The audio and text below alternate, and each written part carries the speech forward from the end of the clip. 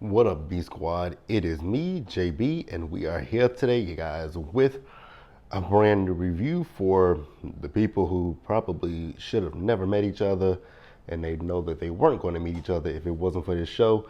They never ever met you guys. This is season 1, episode 7, and this episode is titled The Newlymet Game. Now, before we get into it, if you guys are watching this video or any other video on the channel and you guys aren't subscribed yet, then I need you guys to do me a solid favor and stop taking me out on this date and having me pay for it at the end of it. You guys know the routine. You can do me that favor by liking the video, subscribe to the channel, turning on your post notifications, and sharing the video. And with that out of the way, without further ado, let's discuss the Never Ever Mets, shall we? I don't know why I yawned because, my God, I just woke up from taking a long ass nap. All right, you guys, so this episode right here, we pick up where we left off last week's episode, and you guys remember that Greg and Millie were having the conversation with each other, right? You guys remember that Greg was trying to empathize, with Millie. Millie made that face, and then Greg let us know something had happened to him. And remember, it went off last week's episode went off. But I kind of figured where we were going with Greg. So Greg had been M-worded by somebody, and I was like, oh, wow. Then I kept thinking to myself with these two, I was like, wow, both of you need individual counseling, therapy, something, right? Because y'all both have issues. Y'all don't really need this show, but I was like, hey, if this is what they want to say, okay. Because you guys know she blames herself for her assault, and then he blames himself for his. And I was like, oh, wow, here we go. Again, therapy or counseling, some kind of someone needs to help these two. But hey, they're on this show, and I still don't understand why. I was happy that, Greg admitted it, because I know when it comes to men, it's hard for a man to admit that, that they've been assaulted by anybody, right? In that sense, right? Because you're thinking about Terry Crews, and although I'm not the biggest fan of his, but when he said what happened to him, and you guys remember people like, well, you a big ass nigga, how you letting this stuff happen to you? Like, I hate when it's just like when you hear people talk about women being abused by their significant others, and they ask the question, why didn't she leave? I hate those questions. I hate those questions. But praying for Greg and praying for Millie. Again, both of y'all, go see a therapist. That's all I got. So then after that, Taronda has the group, and she wants to play a game with the group, right? And the game was called On the Same Page.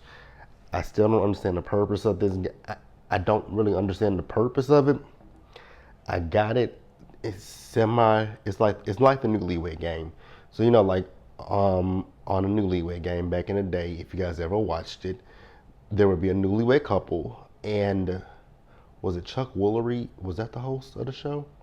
I feel like that was who was the host, was Chuck Woolery.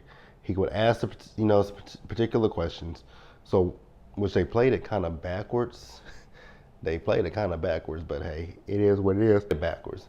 But because you guys, with the Newlywed Game, they would have one person, on the stage. So it could be the man who would be on the stage, and they would ask him the questions, and then he would answer them.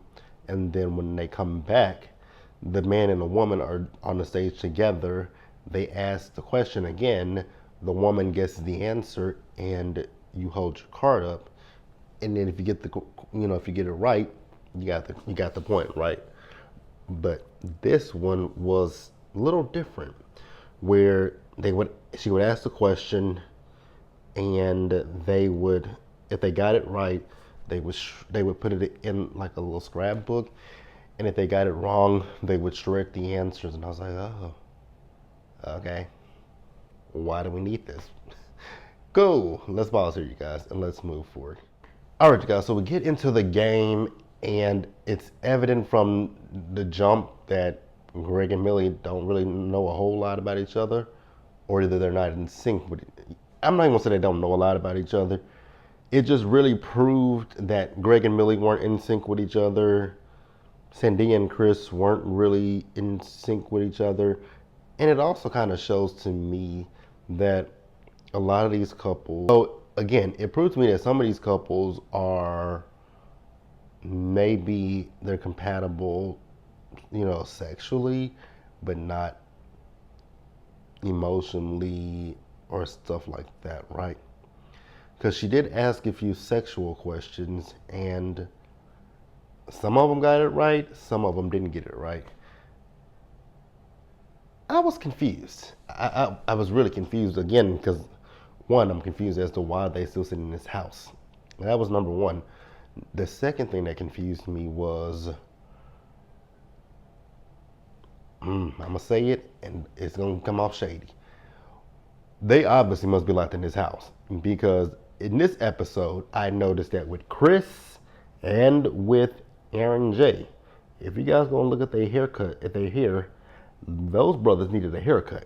Because I was like, wow, somebody get these brothers a haircut. That's all I was thinking about was get them a haircut. But my thing was with this, and here's the other thing: we don't know how long that they've been in this process in this house.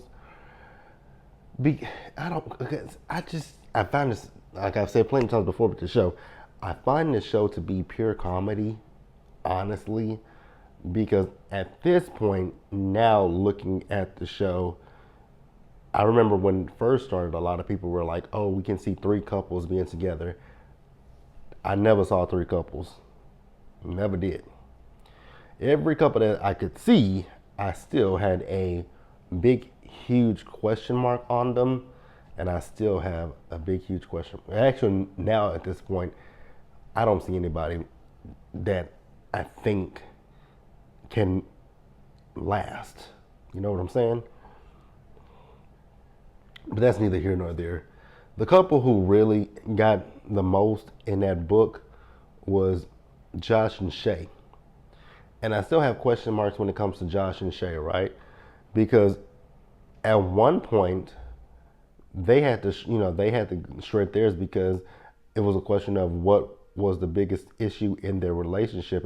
And, he said something, I forgot what his answer was, but hers was the baby. And we really ain't talked about this baby. And it's just like, ongoing power outages. I hope y'all not doing no rolling blackouts, none of that shit. I'm just hoping that. Sorry, you guys, the news is on, and I just saw ongoing power outages. Excuse y'all, but so back to the show.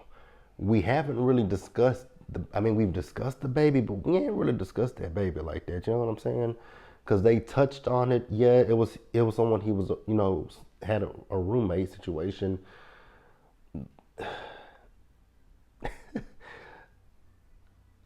Okay, there are two couples, like Josh and Shay and Aaron H and what's her name, Diamond, right? Diamond. Yeah, no, I don't see those. I don't see either one of those couples lasting because even with Aaron H, his was the fact that he proposed to another woman, and Taronda asked him about it. He'd be like, I don't want to talk about it, but you guys want to get into other people's business. Gotcha. Please me, Kelly. You guys are hypocrites. Ugh. And that's why I feel I'm not the fondest of those two, but it is what it is, right? Also, you guys, I want to talk about this real quick. What is that on Shay's head? What is that affixed to Shay's head? Because I just be looking at it and I just don't know if it's a weave, if it's a wig, then them ugly ass shoes that she wearing in her interview. It's just like, oh God. Production can tell y'all, can come up with no better looks for y'all for these interviews. Cause she got them ugly ass shoes on. Jody got them big ass roach stompers on. And then her hair is just, never mind. We'll pause here and move forward. So what I will say about Millie is I actually really did feel bad for Millie in this particular episode, because especially with that that on the same page game. She at one point asked, "What are the girls' What are the women's birthdays?" Right? Greg knows the month. He just doesn't know the day. And then we got Millie over here, who's planning a surprise birthday party for him. I would have lost my shit. I really would have, because oh God, that's just so insensitive to me. And then y'all have been together for 3 years. Like, especially the ones who've been together for any length of time. I would like, you've dealt with more than one birthday with that person. So how do you not know her birthday? Like, I, mm-mm. Like, I commit people who mean something of importance to me. I can, baby, the birthdays are committed to memory. The birthdays are right here. And even some of them are in my phone. Like, my mom's birthday, I know it by heart. But it's in my phone as well. It's on the calendar. And my birthday, my grandmother's birthday, my cousin's birthday. Like, I know people's birthdays. I don't forget them unless I don't care about you. And it's kind of the vibe you get when it comes to that, just a little bit. Just a little bit. Now, let's talk about Aaron J real quick. Aaron, that sachet that you doing, sir, kind of want you to stop. That's also probably part of the reason that Jody is not feeling anything for you, because you definitely sashay around that room, especially when that girl was in that bathroom. Ooh, she flesh. It was just like, what is this? Because when he sashayed away, I was like, sir, that is the problem right there. But then on the flip side, Jody and her non-brushed hair, non-flat ironed hair, I want you to be honest with the man and say, yo, I am really feeling you like that. But she's not doing it. Then in this episode, we met Chris's friend, who is a F-boy in every sense of the word, that is for the streets, that they should have sent back to the street corner from which he came from. Because when that man came in the house and asked Chris, has he smashed? I was like, excuse you, sir? And then at one point he was talking about, so you want a monogamous relationship? And Cynthia was like, yes. And Chris is like, but that's not me. I was like, Chris, yes, it is you. You are trying to rewrite history, because I remember you in episode 1 when you were talking to the other guys, you were absolutely just thinking about smashing in episode 1. Let's go back to it. When you were talking about you have trust issues, but you don't have a problem with taking girls home the first night and having sex with them. Chris, stop lying. Stop lying to yourself, because you ain't lying to me. You might be gaslighting the fuck out of Sandia, but you can't gaslight me, sir. I remember what the fuck I saw. I remember what I saw, and I remember what I heard. Get out of here with that. Go away from me with this Apollo. Okay, you guys. I want to pause here and wrap up this episode. All right, you guys. Now, this is the part of the episode where I want to say secondhand embarrassment. Yeah, it was secondhand embarrassment, because it just really feel like he's oblivious to anything. So Aaron J and Jody and her unbrushed, unflat ironed hair, they went to do a photo shoot. He set up a day for a photo shoot. It was a cute little day, right? But in the van on the way there, the space that was between the two of those two, my God, today. Then on top of that, they get there. I don't know what chemistry. Now, the photographer was lying too. Oh, I see the chemistry. Where, sir? These pictures are flat. Like, these pictures are flat as hell. They're flatter than a soda that's been sitting out for days. No. They're flatter. Well, her hair ain't flat. Her hair is frizzy. They're never mind. So I was about to say they're flatter than Jodi's hair, but her hair is not flat. Her hair is frizzy as hell. So then in the photos, he grabbed Jodi and kissed her. I was like, oh, okay, this is not what it is. And in her interview, lo and behold, she said she felt nothing, and that's why I don't like Jodi and them big ass roach stompers, because you're stringing this man along, and it's not cute, right? Hell, she's not cute. Let's keep it real about Jodi. She ain't cute, but the fact that you are stringing this man along, it's not attractive. It don't make you look good at all. It makes you look like a coward. And that's why I don't rock with Jodi. That is why I don't rock with her. So they got back to the house, right? And it was awkward between them. But Aaron is still talking about it was a good date. I was like, no, it wasn't. It wasn't, Aaron. And I think you know that. I just think that you want to say that it was a good date, but it really wasn't. Surprisingly, Chris was on his side, about how Jodi is treating. Because at this point, it's obvious that they should go home. I don't know how many more episodes are left at this point, but they really should go. It's time for them to go because she doesn't like this man. She's using him. And I know somebody who, even the producers, I'm pretty sure y'all have to see this. You guys have to see this. I hope they. So I'm looking at the guide, and there's an episode 9, and it says the end of the beginning. I'm hoping this ain't the finale. I hope they're not in 8 or 9 episodes. I hope they would at least go to 10, because that would be so odd to end on an odd number. But that's neither here nor there.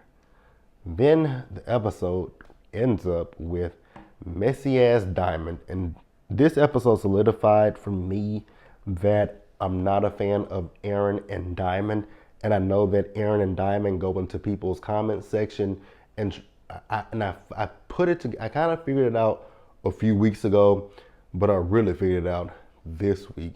I was like, the reason why they've been going into certain people's comment section is because they want people to be on their side, because as the episodes has continued, they're less and less likable because y'all stay in other people's business. You don't stay in your business, because y'all ain't even addressed the fact that Aaron H and his fingernails with them, because one of them, I'm looking at his fingernails, like these are like black, a different color right here and black. And I'm like, those are that's not for your skin tone. Those colors that you have on your hand make you look a little bit ashy. Just saying, they make you look a little bit ashy. But neither here nor there, right? But y'all aren't talking about the real shit with y'all's relationship. The fact that Aaron asked another woman to marry him, and then when that woman turned him down, he came running back to you, and you, like a fool, took him back. You're not addressing that. You're not addressing that elephant in the room. But let's go address the issues with, say, Millie and Greg, Cindy and Chris, Jodi and Aaron. And in this episode, you created an issue, Diamond, with Josh and Shay. For what reason? Just fun. Because you could have kept that to yourself.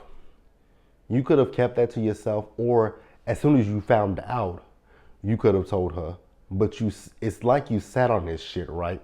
So she pulls Shay to the side to let Shay know that Alexis, who has been gone at this point, let her know that Josh tried to have sex with her off the cameras. Girl, you could have literally said this to her at any point, but you waited it until now. Yeah, I don't really see it from Miss Diamond like that, because that was messy. Then when she goes and gets into it with Josh, then here come Diamond talking about, just be cool, And then she said at one point to him, like, don't go say nothing to him because you don't have no proof. And then she was like, I don't like to be in the middle of it. It's like, wait a minute, you're trying to diffuse it, you're trying to put yourself in the middle of it, but you're the one that started this shit. Like, diamond, diamond, diamond. Again, go figure out why you took back a man who proposed to another woman that turned him down and he came back to you. Go figure that out. Go figure that part out and then come back and holler at us, right? Like, leave everybody else in their situations alone. Go figure out your situation. Why you allowed yourself to get played by a man. Because that's exactly what happened. You got played by that man. He literally went and asked another woman to marry him. He didn't ask you to marry him. He went and asked another woman to marry him. That woman told him no. So then he said, let me hightail it back over here to Diamond. And you took him back. Why? Ain't no way in the hell I would have done that. And especially if it was on so he was public about it on social media. You was a fool. Ain't no way in hell I would have done no dumb shit like that. That is stupid. That is stupid. I don't give a fuck how much you love a person. Obviously, he don't love you that much, because if he loved you enough, and I want you to think about this, Diamond, like literally, listen, think about this. If he loved you enough, if you were enough for him, he would have said, okay, Diamond is who I want to marry, right? I'm finna buy this ring. I'm gonna go down to wherever Diamond is, propose to her, and we're gonna figure out this living situation. And so if I'm gonna move to her or she'll move to me, one of the two, we're gonna figure this out. He would have never asked another woman to propose to you because he said he was uncertain of the future with you two. That means he didn't really love you that much if he was uncertain about the future. But then that lady said, fuck you, I don't want to marry you. He says, oh, okay, well, shit, I got another woman that's on the side, so let me go holler at her. Do you see how stupid that sounds? Yeah. Again, go work on that issue. Go work on that part. And leave everybody else's relationships the hell alone. Like, y'all get on my nerves. That's it. Like the video, subscribe to the channel, turn on your post notifications, share the video, you guys. Until the next time, stay safe. Take care of yourselves, you guys. Wash your hands. Be blessed. And I'll see you guys in the next video. Bye, guys.